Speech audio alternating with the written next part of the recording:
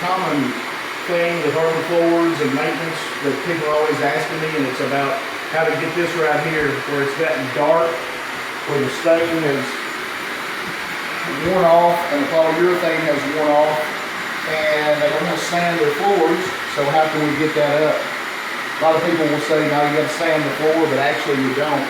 What I do is I go over this with either an SPP pad and like a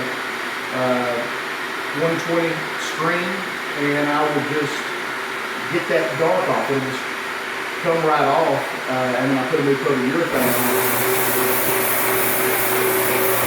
So my buffer, it cuts at about 2 or 3 o'clock right there. So I've got a little pressure down on that side, and this was taking all that dirt out of that drain. So I come back, I sweep through there again. So it's dark, and that stuff, we've got all that dirt just coming right out of the floor. And most people say you got to sand that thing down. I really don't usually tell people my tricks, but I do this a lot.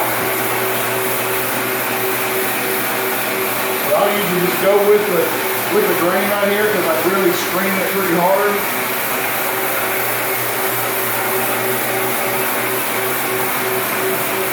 And usually I'm just letting this buffer do the work, but on this one, I'm actually really bearing down on it pretty good.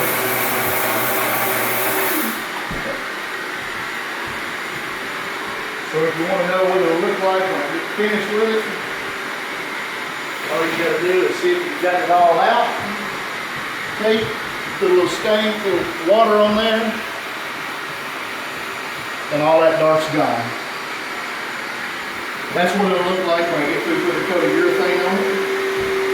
I'm going to do that to the entire floor in here, but this right here will need 2 coats of urethane, whereas a normal screen coat just needs 1. It's not going to be perfect, but it's going to be 75–80% is what I tell customers. And